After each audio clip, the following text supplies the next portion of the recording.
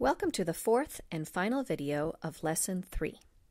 Once you know your target market and the message you want to convey to your consumers, you will develop the rest of your communications strategy. There are many ways to communicate with your consumers, and since your resources are limited, always, you will want to select the means of communication that are most effective for your particular target market and product. Traditionally, some of the big categories for marketing communications have been things like advertising, public relations, sales promotions, direct marketing, and personal selling.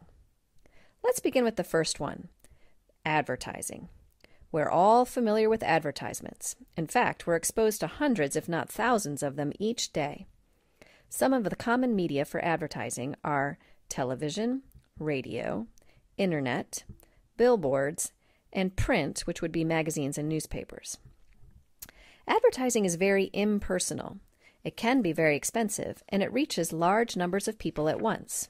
Public relations is an area of communication that is similar to advertising in its massive reach, but is usually done with much less cost. Examples of this would be press releases or product reviews written in a magazine. While you don't have to pay as much to get your message out, it's actually free most of the time, you do not have as much control over the message as you would if you paid for an advertisement. A third category for communication is a broad one called sales promotions. This includes things like coupon offers or buy one get one free promotions. These are used a lot of times when you're trying to get consumers to try your product for the first time.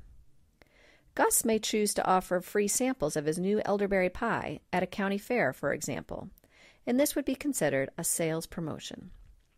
A fourth type of communications is a very intensive form, which is called personal selling. If you've ever been to a car dealership, you have probably witnessed personal selling in action.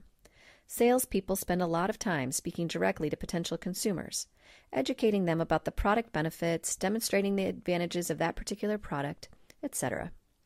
This type of communication is very expensive on a per-consumer basis, so it is usually only used when the products are very expensive or when there is a lot to be learned by the consumer.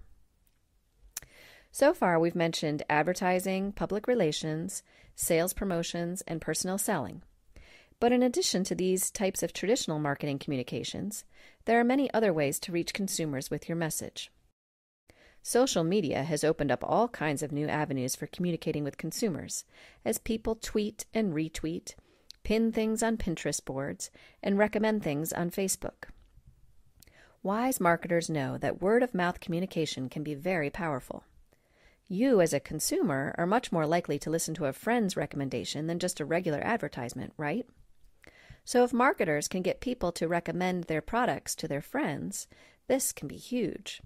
Some companies even pay people to start making their messages go viral in a way that looks very personal and less corporate. Needless to say, there are endless ways you could spend your resources in reaching your consumers with your message. So how do you know which methods to choose? Obviously, one big thing to consider is your budget. Certain media cost a lot of money. For example, everyone would love to have a Super Bowl commercial, right? But do you know how much those cost? One ad can cost in the ballpark of $3 million. Now, for that money, a lot of people can be reached.